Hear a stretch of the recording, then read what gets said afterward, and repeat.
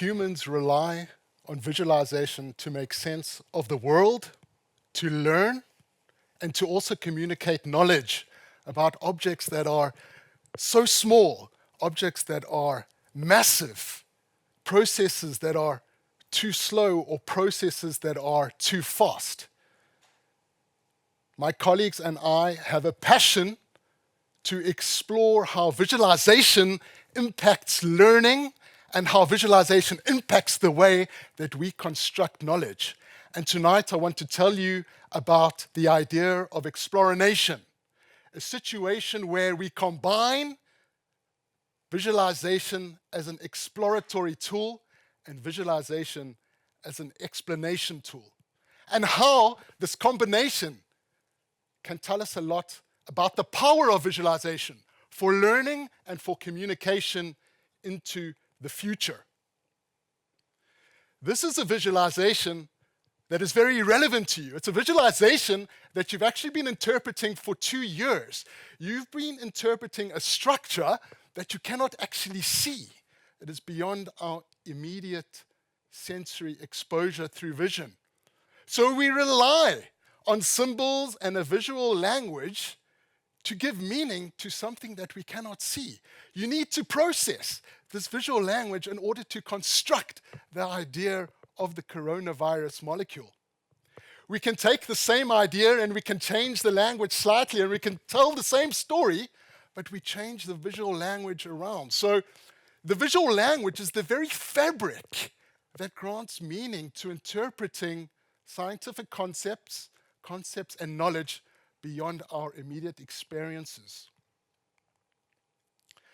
How does the visual system work? Well, before you have a linguistic representation of elements of the Swedish royal family in 4 generations. And this representation is one-dimensional, it's sentential. To interpret it, you have to interpret it as a sequence. It's a one-dimensional representation of knowledge. And as you read it, slowly you build up a mental representation of what it might mean. We can take this information and turn it visually into a diagram. And all of a sudden, all the information is located in a plane, and we see immediately the relationships between the elements. Our visual processing system is of high bandwidth. It's very fast, and it also likes to chunk in information. We can take the same information and just arrange it very slightly, and here we have a hierarchical processing that's even quicker for your visual system. So it raises very interesting questions about how we can use visualization for harnessing new opportunities for learning and new opportunities for communication, and being able to put visualization into spaces where learners and the public can be exposed to the power of visualization. Well, this visual language that I was speaking about, not so long ago, it was very static. But over the last decades, we have these emerging technologies where we are able to interact with the data. We can move it around, we can change it, it's no longer static. And we do that through various modes of different interaction, various emerging technologies where we manipulate this visualization in order to explore the data and then obtain communication of the intended messages. Whilst we do this, we also, in new emerging technologies, combine this with other senses, and that also adds to the process of being able to expose what remains invisible, what cannot be seen, and visualize it in new ways that can impact the way that we construct knowledge and the way that we learn new information and the way that we communicate. Some of our work before actually explored how students interpreted a visualization of a molecule that was 3D, and while they had a stereoscopic interpretation of the molecule, at the same time we added force feedback where they could actually feel the interactions between the molecules. While they performed the task, we also tracked what they were doing with the system. So while they held this haptic device, and while they explored the molecule in a 3D stereoscopic sense, we also tracked what types of visual representations, what visual language were they using when they were doing different parts of the task. And what we found, the task is irrelevant, but what we found was that when you actually have the force feedback in combination, you learn better. And we also saw that when you receive the force feedback, you tend to do far less visual processing between these types of representations. So the haptic feedback in combination with the visualization almost lets you offload processing and free it up so that you can commit it to other learning resources. So this type of thinking really helped us think about the information visualization architecture that we use to process visual information during tasks. And what happens when you add other modalities? Well, what happens is you build referential connections and you are able to reduce the amount of processing required to solve the task. And you can free up this load and dedicate it to learning and also communication. So this helps us really understand the power of visual processing when we use it to explore visualization for learning and communication. However, the brain, whilst it is processing, we shouldn't also forget we need to take cognizance of the fact that when we are interacting with the visual information, when we are using these different types of interactive modes, we are also interacting in the environment. We're solving tasks that are often real time. We're also interacting with that information. It's a bi-directional type of information exchange. So the visualization, the interaction with the visualization is also part of the cognitive system. And also the way that we use gestures and also interact is part of the system too. So what do you do if you want to visualize phenomena that are 1 million times smaller than you are tall, such as the nanoscale? Well, you can use the power of visualization to build virtual environments where the user can reach in, use gestural interaction, move objects around, and by doing that action, link those actions to the exploration and the explanation of nano phenomena that are very, very complex, and actually be able to create and construct concepts about very complex nano concepts and nano principles. And what we found in working with the public was, although it's very, very tough, and it's well known in the international literature, for us to visualize different orders of magnitude, what we found was when people were interacting with the system, they could get to grips with the nature of nano concepts and a lot of nano principles. What about the other way? What about visualizing issues that are very abstract and very challenging for learners? Like heat transfer. It's been known now for 50 or 60 years in the literature that these are really difficult concepts for kids to master. Well, if you augment thermal imagery directly onto a heat source like your body that you can move around, you can start to interrogate concepts such as heat transfer.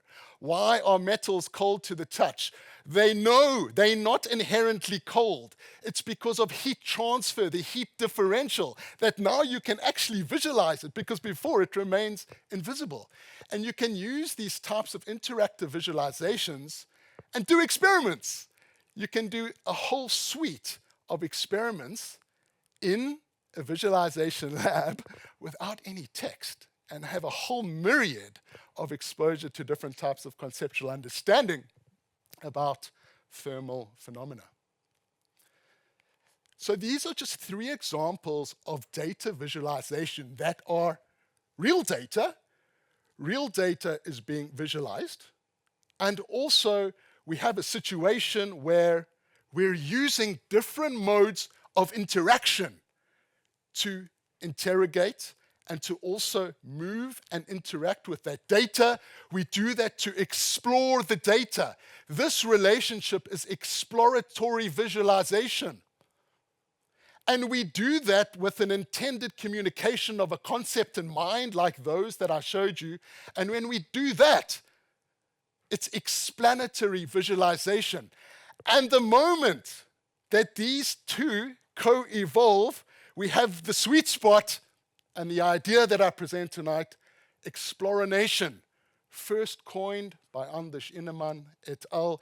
And this is the situation, the confluence, the emergence of explanatory with exploratory visualization that brings a whole new paradigm of communication to the way that we think of the power of visualization for learning and also for communication. What if we could actually produce spaces that are designed around the exploranation principle, where you have opportunities to interact with data in this manner, in order to explain very abstract and very complex scientific concepts? Well, we know, for example, that climate deniers, when you plot temperature changes over 150 years, they are very good at visually cherry-picking the data and saying, hold on, there are places where the temperature is decreasing. Climate change can't really be real. Well, if you actually are able to interact with real, modeled scientific data visualization through exploranation that allows for this confluence of interacting with the data and also receiving these messages simultaneously, you are able to put yourself in an experience of position where you can reason about the fact that all the scientific models taken together, there's actually more than a 98% correlation between these data, and therefore the truth must be that there are increases in temperature over time. And this brings us to the future importance of critical literacy amongst our citizenry. It is very, very important that we have the knowledge and that we have the skills to be able to perceive and negotiate the array of visual representations that we face on a daily basis.